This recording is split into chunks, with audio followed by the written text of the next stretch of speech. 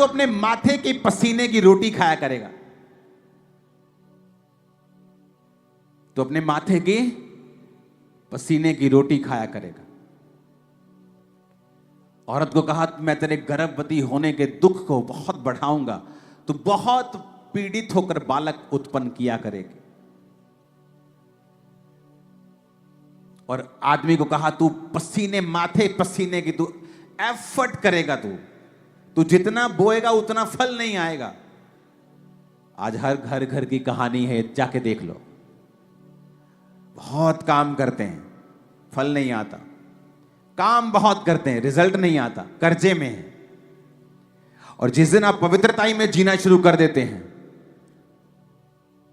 आप मेहनत करते हैं, फल 100 गुना आता है। एक एक कर्ज परमेश्वर ने हमारी लाइफ से दूर किया है। 2015 में जब मेरी बेटी का जन्म होना था, तो डिलीवरी डेट आ चुकी थी, लेकिन हम चर्च में मीटिंग कर रहे थे। संडे का दिन था, तो संडे में मीटिंग कर रहे थे। तो संडे जब घर गए तो हल्की सी पेन स्टार्ट हुई, तो हमने कहा वेट करते हैं। सुबह तड़के डॉक्टर के पास चले गए डिलीवरी के लिए। तो डॉक्टर का घर ऊपर ही था हॉस्पिटल के। उसने कहा कोई बात नहीं, अभी पेन्स होंगे, अभी ये होगा वो होगा, थोड़ा देखते हैं, उसके बाद फिर बेबी डिलीवर करेंगे। वो भी ऊपर बेचारी तड़का लगाने जा रही थी अपनी सब्जी को, और नीचे बेबी हो गया था विदाउट पेन इंजेक्शन के, विदाउट पेन किलर इंजेक्शन के, तब भी पेन नहीं हुआ। उसने कहा मैं तेरे गर्भवती, पीड़ा होगी बहुत कम, पर कहता मैं तेरे गर्भवती होने की पीड़ा को अब बढ़ा दूंगा क्योंकि तूने पाप किया। जिस दिन आपको पवित्रताई में जीने के फायदे समझ आ जाएंगे, मैं आपको बता रहा हूं, आप शैतान के रोज 100 जूतियां मारा करोगे। आज लोग मेरी लाइफ को देखकर हैरान होते हैं। मुझे कोई काम अपना करना होता है पर्सनल, मैं बड़े बड़े काम कर लेता हूं बिना टाइम वेस्ट, बिना मेहनत किए। सारा दिन सेवकाई करता हूं मैं। अगर मुझे पर्सनल कमाना हो तो मैं बिलियनर्स की लिस्ट में आ जाऊंगा कुछ सालों में। लेकिन मैं इतना कमाता हूं अपनी साइड पे कि मुझे चर्च पर निर्भर ना होना पड़े। और लोग हैरान होते हैं मेरी लाइफ के देखे कि आप इतना बड़ा काम साइड पर ही एक नंबर में सब कुछ सही बिना एफर्ट के कर लेते हो। परमेश्वर ने कहा जब तू मेरे साथ मेल मिलाप कर लेगा, फिर तू दुख की रोटी नहीं खाएगा, सुख की खाएगा। जिस दिन आपको फायदे नजर आने शुरू हो जाएंगे और आपकी आईज ओपन हो जाएंगी कि पवित्रताई में जीने के फायदे क्या हैं। आप एक बहन है, पवित्रताई में चल रहे हैं, वही हस्बैंड आपके सामने आएगा जो परमेश्वर की ओर से होगा। आप करेक्टर में रॉन्ग हैं, आप 36 रॉन्ग के साथ मिलेंगे। जिस दिन आपको पवित्रताई के फायदे और प्रभु के साथ चलने के फायदे समझ आ गए कि परमेश्वर ने आपके लिए क्या रखा हुआ है, आप वही बिजनेस करेंगे। आपकी बुद्धि ओपन होगी, रिजल्ट आएंगे, रास्ते साफ होंगे, एफर्टलेस आपकी लाइफ चलेगी। मैं आपको बता रहा हूं, लोगों को लगता है इतनी बड़ी सेवकाई, 200 चर्चेस चलाना, इतना काम, ये बहुत सिरदर्द होता होगा। जब 1500 लोग थे, उससे कम सिरदर्द, कम से भी कम 0 लेवल का सिरदर्द आज है जब 4 लाख लोग हैं। मैं सच कह रहा हूं। क्या हम काम नहीं करते? करते हैं। उससे काम तो उससे ज्यादा है, कोई शक नहीं, मेहनत उससे ज्यादा है, लेकिन वो वाली मेहनत नहीं है, स्ट्रेस वाली मेहनत नहीं। आप काम करें, काम करने को इंसान बना है, आप बिजी रहते हैं, अच्छे रहते हैं, लेकिन कितने मेरी बात को समझ रहे हैं? तो जब आपको यह समझ आना शुरू होता है कि परमेश्वर ने आपके लिए जीने का एक तरीका ठहराया है और उस तरीके के अनुसार जब आप चलते हैं, आप अपनी लाइफ के चारों तरफ से ब्लेस होते हैं। आपके बच्चे, आपकी लाइफ, वाइफ, हस्बैंड, आपका बिजनेस, फाइनेंस, सेवकाई, जो कुछ भी है वो परमेश्वर के कंट्रोल में, हाथ में रहती है और वो आपको सुख देती है। बहुत से लोग हैं जो बड़ी सेवकाइयां करते हैं, लेकिन उनकी पर्सनल लाइफ जाके देखो, उनका घर कचरा हो चुका है। 10 बार वाइफ से रोज लड़ाई होती होगी। उस सेवकाई को मेंटेन करने के लिए 10 जगह चक्कर लगाने पड़ते हैं, क्योंकि पवित्रताई में जब जीवन नहीं है तब आप अपने एफर्ट से, अपनी ताकत से आपको चलाना पड़ता है। लेकिन कब तक चलाएंगे अपने एफर्ट से? बाइबल कहती ना बल से, ना शक्ति से, बल्कि उसकी आत्मा के द्वारा। Hallelujah, hallelujah.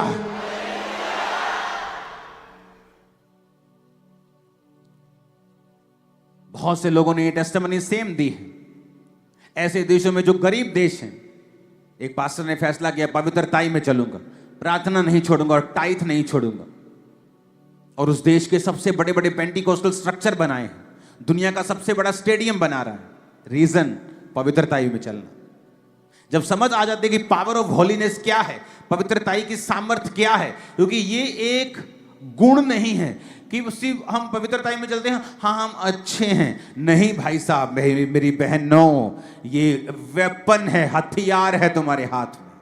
तुम शैतान को काट दोगी, सारे बंधन तोड़ दोगी यीशु मसीह के नाम में। और इसलिए तो शैतान हैप्पी रहता है जब एक व्यक्ति पाप में होता है, चाहे वो सेवा करता रहे, गाता रहे, कैमरा पकड़ के खड़ा रहे, माइक पकड़ के खड़ा रहे, कुछ भी करता रहे। शैतान को पता है कि मैंने इसे बांधा हुआ है, ये आगे नहीं बढ़ पाएगा। और जब वो व्यक्ति बंधा हुआ होता है, फिर वो देखता है यार रिजल्ट नहीं आ रहा सेवा करने के बाद भी। अरे पवित्रताई में सेवा करनी है, क्योंकि अगर कोई पवित्रताई में नहीं है तो आप जानते हैं कि ये गा रहा है, ये माइक पकड़ के खड़ा है, ये माइक प्रीच कर रहा है, ये कैमरा पकड़ के खड़ा है, लेकिन प्रभु को नहीं पता ये खड़े हैं, उसको नहीं मालूम। वो तो कहता है, अंत में कहता है, हे कुकर्म करने वालों मुझसे दूर हो जाओ। बोलते प्रभु तेरे नाम में बड़े बड़े काम किए। प्रभु कहता मैं नहीं जानता भाई, तुमको कौन हो तुम? क्या वो झूठ बोल रहे थे प्रभु हमने तेरे नाम में बड़े काम के? झूठ थोड़ी बोल रहे थे वो। अगर झूठ बोलते तो प्रभु कहता चल झूठे भाग जा। वो सच कह रहे थे वो। लेकिन पवित्रताई में जीवन नहीं बिताया। कितने मेरी बात को समझ रहे हैं? पवित्रताई एक वेपन है, एक हथियार है। बोलो अपने पड़ोसी को, पवित्रताई एक हथियार है। शैतान ये चाहता है तेरा हथियार थोथा हो जाए, किसी काम का ना रहे। लेकिन प्रभु ये चाहता है तेरा ये हथियार चमकता रहे, क्योंकि इसके जरिए तू सारे बंधनों को तोड़ डालेगा, तू आगे बढ़ेगा, ऊंचाई पे जाएगा, तेरा प्रकाश फिर बना रहेगा, पीढ़ी दर पीढ़ी तू आशीषित होता रहेगा और होती रहेगी। आमीन। मेरे को खींचने वाला चाहिए जरा। हालेलुया, ऊंची आवाज में हालेलुया।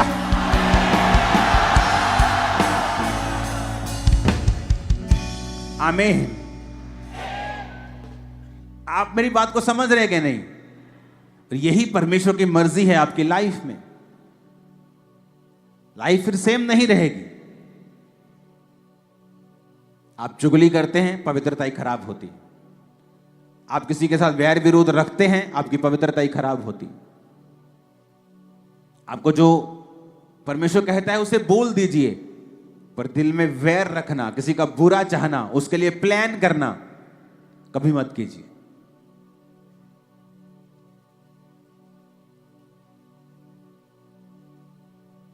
कितने इन बातों को समझ रहे हैं?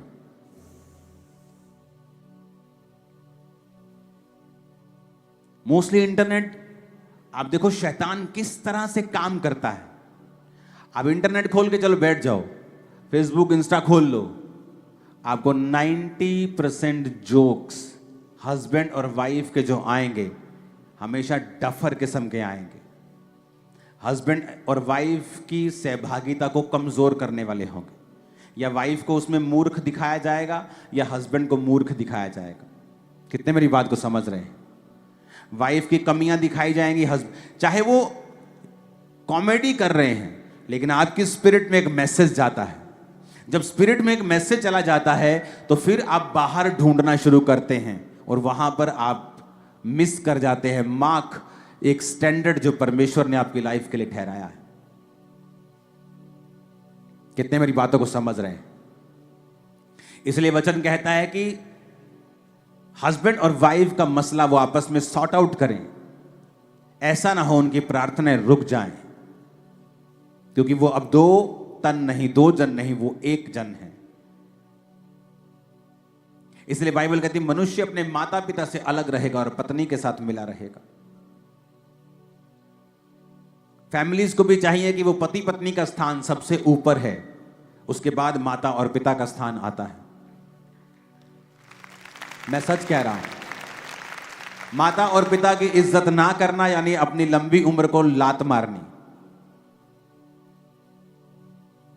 और पत्नी इस काम में पति का सहयोग करे कि वो अपने माता पिता की इज्जत कर सके। इसलिए लोग जब चर्च में आते हैं, लाइफ में जब वचन को सुनते हैं, उनको सब तरफ से परमेश्वर जब बताता है कि उन्हें क्या करना है, ऑटोमेटिकली लाइफ पवित्रता में चलनी स्टार्ट होती है। और जब हथियार आपके पास आ जाता है, बंधन सारे टूट जाते हैं। और ऐसा ही होगा। आमीन ऊंचा चाहिए चर्च।